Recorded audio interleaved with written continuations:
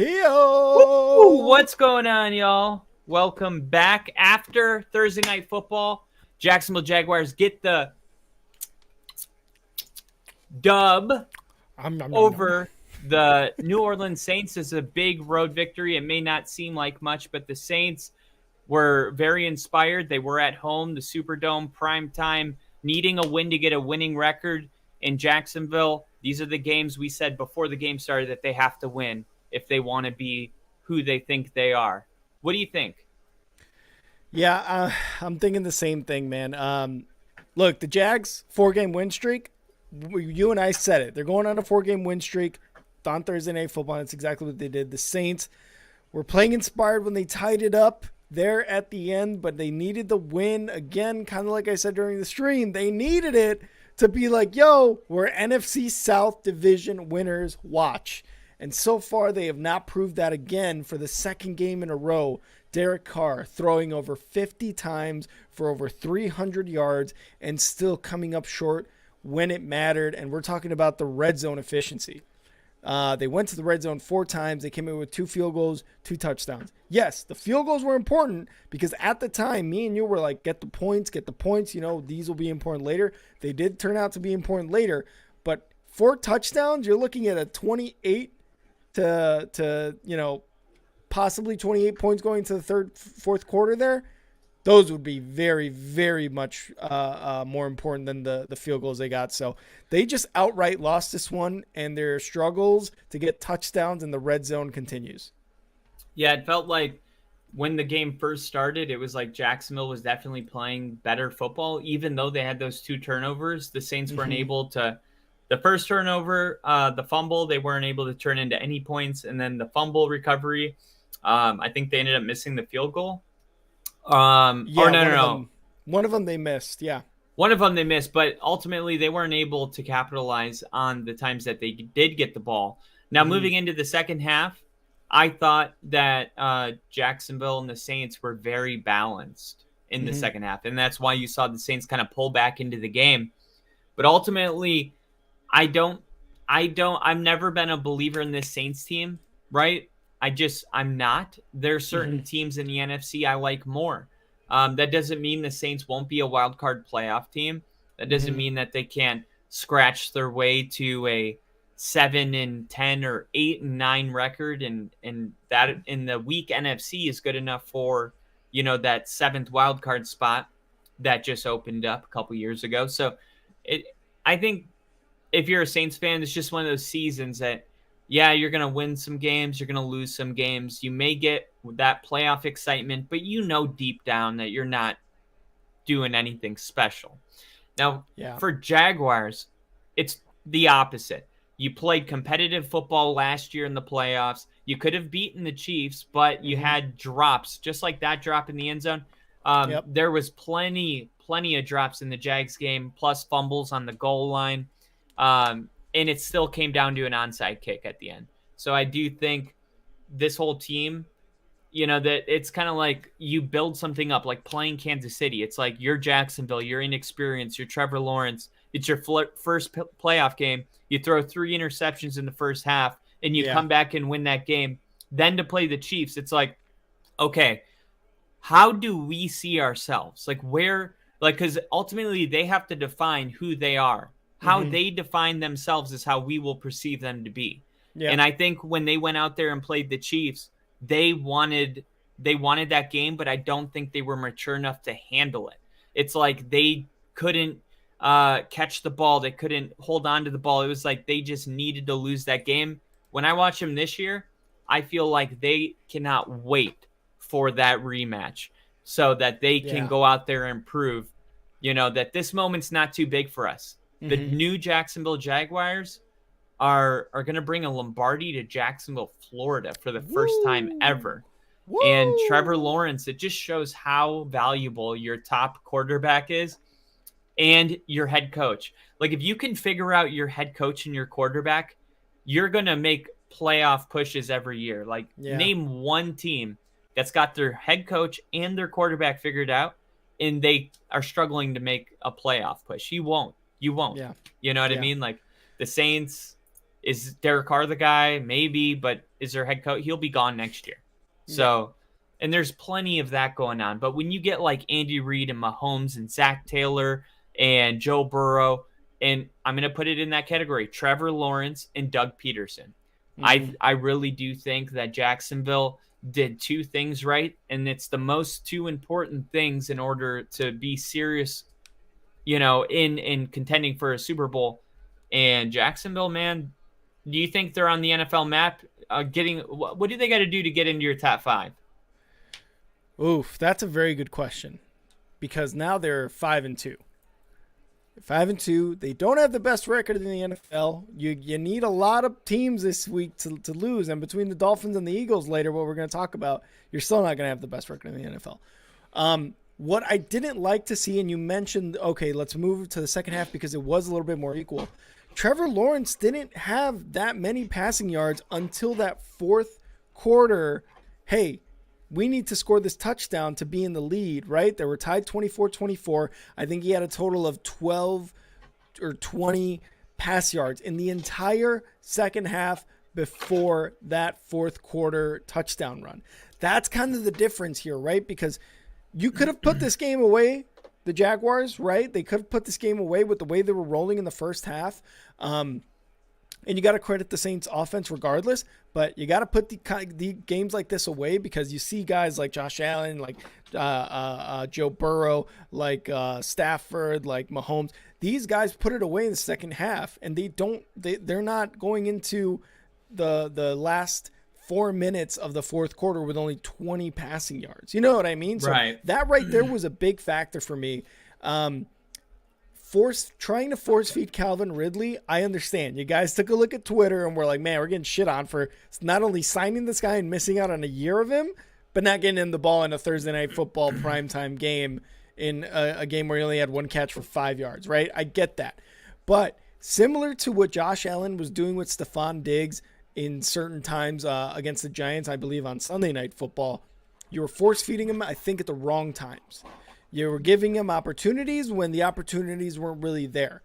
You want to give him a 50-50 ball? Got it. That's probably where you want your Stephon Diggs, where you want your Calvin Ridley to really shine. But there was times where you were just overthrowing him, you were underthrowing him, you were throwing out of bounds in opportunities where he couldn't even get there, right? So those two things to me were probably a big maybe they're not necessarily top five, right? Like that's one of the reasons why I'm not putting them top five.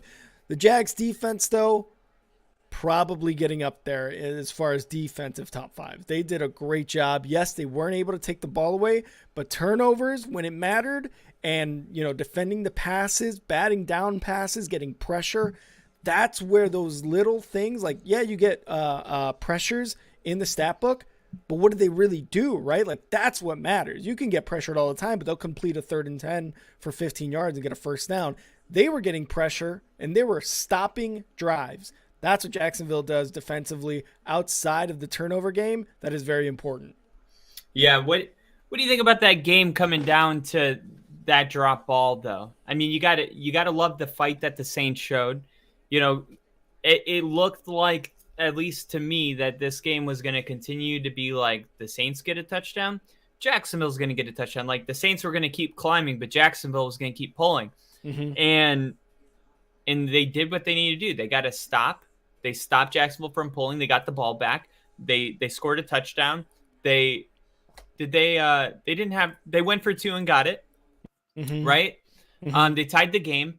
But Jacksonville, I don't want this to get lost on the whole scenario because it did come down to Derek Carr and the Saints. Mm-hmm. Let's back it up like one more minute.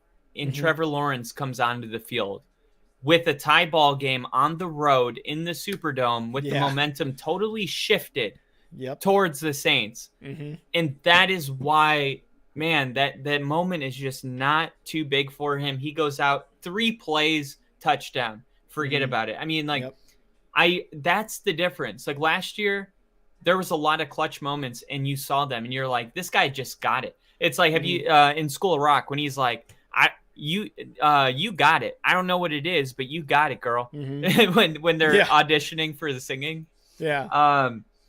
I really think Trevor Lawrence is one of those guys. Like when you watch him throw, it's not like he has a cannon. When you Mm-hmm. watch him run, he's good at running, but it's not like he's, made on his legs. His Mm-hmm. talent is, what he does, just picking defenses apart. Like he's a true quarterback, pocket quarterback. That's his shit. That's what he Yep. does. And I'm seeing a lot of improvement week to week. And if you're a Jags fan, man, it's kind of like how you felt after Mahomes his first year, where you're like, oh, it's going to be nice for the next 10 years to not Yeah. have to, you got Yeah. your young quarterback. There's only so many, Joe Burrow. Yep. But for Jacksonville right now, Mm-hmm. because the different play styles, like you look at Jalen Hurts, and to me, he's the second best quarterback in the NFL. And I think he's like badly, badly, badly underrated in Mm-hmm. a lot of ways. But you look at him and you see the offense can't get going. Like you could see a scenario where Jalen Hurts, like let's say 7 years from now, is just not able to like put up the same success potentially. But when you're like a pure pocket quarterback, you're taking less hits. You're Mm-hmm. you're not using your legs as much. Those are the quarterbacks that you see go into their 40s. Like Yeah. Aaron Rodgers, Tom Brady, Peyton Manning. Yep. So not saying that a Lamar Jackson or a Justin Fields or a Jalen Hurts can't take their careers into their 40s. I'm not trying to put limitations on that, Mm-hmm. but there Good. is just a lot less wear and tear when you're the type of quarterback Lawrence is. So the Yeah. Jags probably are literally good until 2050. Like, think about that. Literally, really think about what 20 years means. You are giving all Jags fans right now the biggest chub, Kyle. And you talked about, what do you think about that game coming down really to the last second throw by Carr, basically missing Olave. The momentum was it looked like, the Saints are at home, right? You said it yourself. The momentum shifted to the Saints, and yet Trevor Lawrence was able to march down the field, get it into the end zone. Bam, now momentum shift. But you get that fourth quarter, there's 2.5 minutes left. My team has the ball. We have Derek Carr at quarterback. We've been able to move the ball the last few offensive drives. I don't think that really should be a knock on the Jacksonville defense, because they, for 3.5 quarters, well, mostly for about 3 quarters, they were killing it, right? They're going to get tired, man. They are going to get tired. That's kind of how it goes. You can't give it 100% every play, every drive. They gave it their all. So Jags defense, no knock on them. You got the ball for 2.5 minutes. You're at home. Your crowd's pumping you up. You're Derek Carr, who was getting angry all game, by the way. So they were getting momentum there on their side because they were marching down the field the last couple drives. So I think it was just a close game there at the end. That's all it was. It was nothing on the defense, and it was really all the home crowd, Derek Carr, and the offensive weapons that they have on the Saints being able to get down there and being able to almost get it into overtime. At the end of the day, Olave, who really, maybe the stats don't show it, and I'll double check the stats here. He had 7 catches for 57 yards.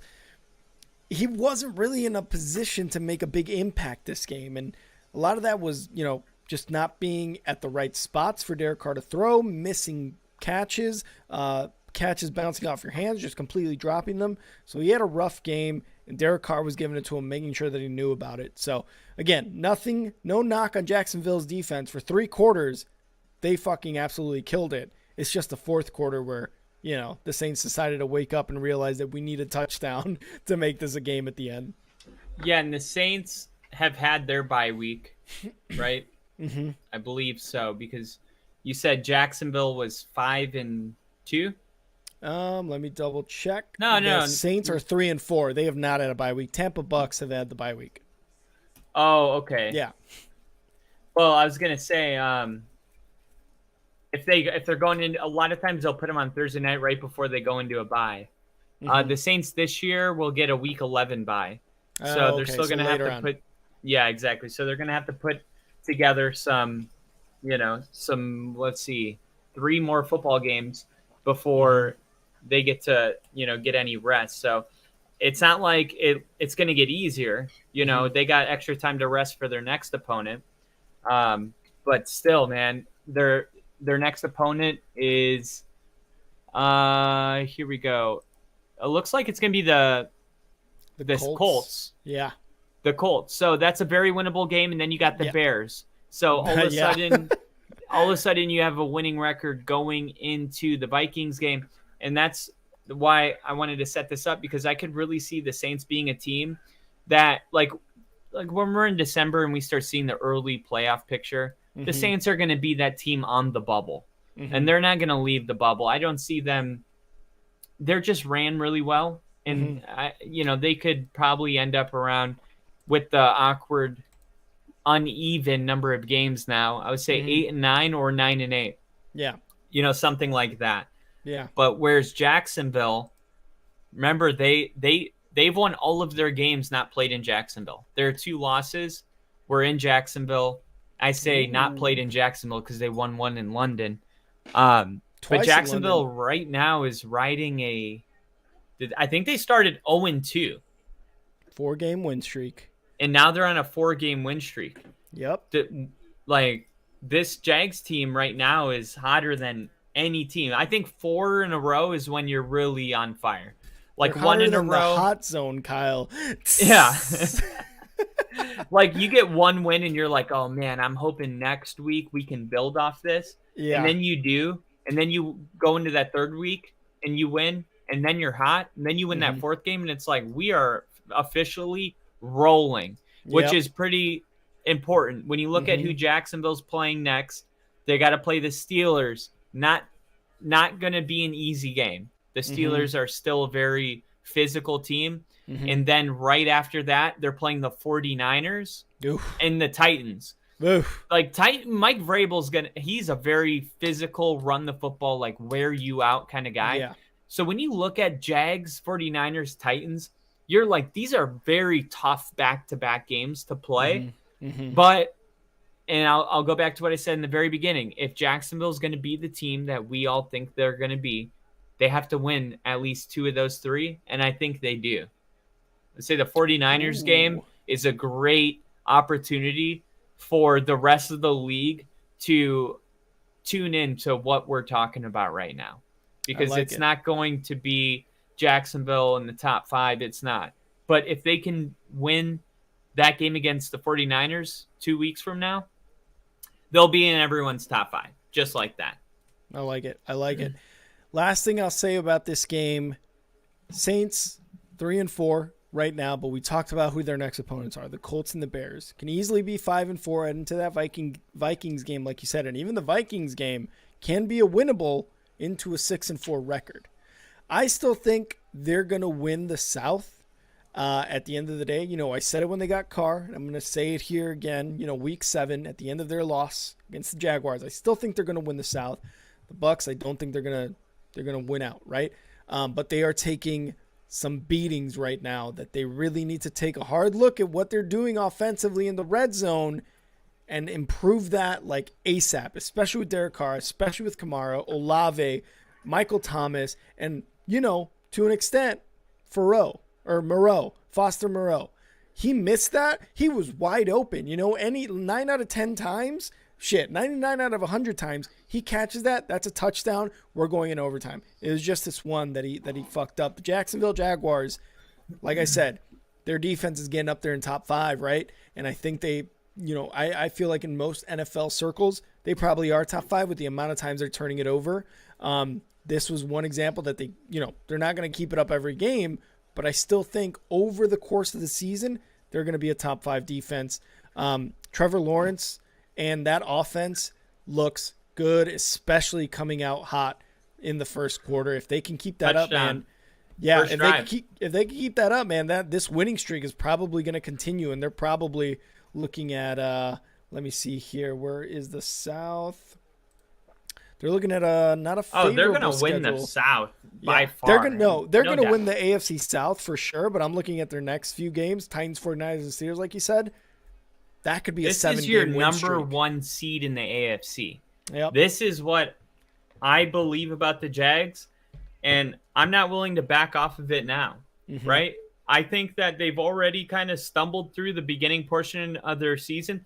Now, for the Saints, the NFC South is wide open because Tom Brady left. Not that he was Yep. this, playing great football as last year, but we knew that it was going to be wide open, and we weren't wrong. Here we are going into Week 7, and it's very. I mean, the Panthers. We don't care about the Panthers, but we knew it wasn't the Panthers. You know what I Yeah. mean? It was either Tampa, Atlanta, and I like Atlanta to battle with the Saints too. And next week we got Tampa Bay playing the Falcons, which is going to be a crucial game for the NFC South if you're a Saints fan tuning in. Yep. That'll be a big game. Obviously, you're going to root for whoever you think is worse to win. But yeah, I just wanted to mention that game. And if you want to hear our predictions to it, we're about to do it right now. Right. Meow. Kyle, I'll see you in a bit. Everybody else, thank you for tuning in. See you. See ya.